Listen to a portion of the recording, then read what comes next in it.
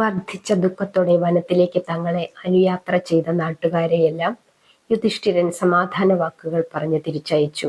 രാത്രി ഗംഗാജലം കുടിച്ച് അരയാലിന്റെ ചുവട്ടിൽ കിടന്നുറങ്ങിയ പാണ്ഡവർ നേരം വെളുത്തപ്പോൾ വീണ്ടും യാത്ര തുടങ്ങി.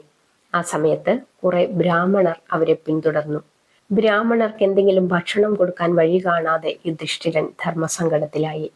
ധർമ്മപുത്രരുടെ സങ്കടം മനസ്സിലാക്കിയ ശൗനകൻ എന്ന ജ്ഞാനിയായ ബ്രാഹ്മണൻ ഈശ്വര ഭജനയിലൂടെ സങ്കട നിവൃത്തി കൈവരിക്കാമെന്ന് യുധിഷ്ഠിരനോട് പറഞ്ഞു.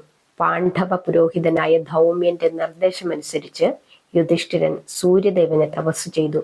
സൂര്യദേവൻ പ്രസാദിച്ച് ഒരു അക്ഷയപാത്രം അദ്ദേഹത്തിന് നൽകിക്കൊണ്ട് പറഞ്ഞു, രുചികരമായ ഭക്ഷണങ്ങൾ യഥേഷ്ടം ഈ അക്ഷയപാത്രം നിങ്ങൾക്ക് നൽകും. പക്ഷേ പാഞ്ചാലിയുടെ ഭക്ഷണം കഴിഞ്ഞാൽ ഈ പാത്രത്തിൽ പിന്നൊന്നും ആ സമയത്ത് ലഭിക്കുകയില്ല.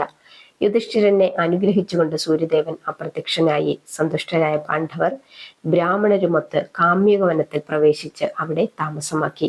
പാണ്ഡവർ വനവാസത്തിന് പോയതിനു ശേഷം ഹസ്തിനപുരിയിൽ പല ദുശകുനങ്ങളും ഉണ്ടായി. ഒരിക്കൽ ഹസ്തിനപുരി സന്ദർശിച്ച നാരദ മഹർഷി 14 വർഷത്തിനുള്ളിൽ കുരുവംശം പാടെ നശിക്കുമെന്ന് പ്രവചിച്ചു.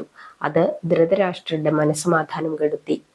12 വർഷത്തെ വനവാസവും 1 വർഷത്തെ അജ്ഞാതവാസവും കഴിഞ്ഞ് പാണ്ഡവർ തിരിച്ചു വന്നാൽ തന്റെ മക്കളെയും വംശത്തെയും തരിപ്പണമാക്കും എന്നുറപ്പായ ധൃതരാഷ്ട്രർ വിതുരരെ വിളിച്ച് ഉപദേശമാരാഞ്ഞു.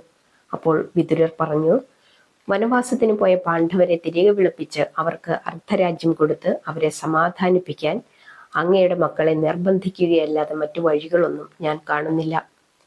പാണ്ഡവരെ വേരോടെ നശിപ്പിക്കാനുള്ള ഉപദേശം തേടിയ ധൃതരാഷ്ട്രർക്ക് വിതുരർ നൽകിയ ആ ഉപദേശം തീരെ സഹിക്കുമായിരുന്നില്ല. കുരുസഭയിൽ പാർത്തുകൊണ്ട് പാണ്ഡവരുടെ പക്ഷം പറയുന്ന വിതുരരെ ധൃതരാഷ്ട്രർ കൊട്ടാരത്തിൽ നിന്ന് ഉടനെ പുറത്താക്കി. രാജകോപത്തിനിരയായതിൽ വിതുരർ ശരിക്കും സന്തോഷിക്കുകയാണ് ഉണ്ടായത്.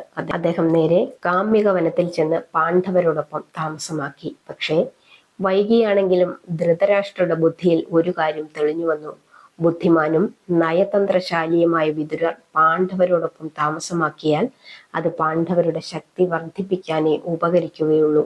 അതുകൊണ്ട് ധൃതരാഷ്ട്രർ വിതുരരെ തിരികെ കൊട്ടാരത്തിലേക്ക് വിളിപ്പിച്ചു.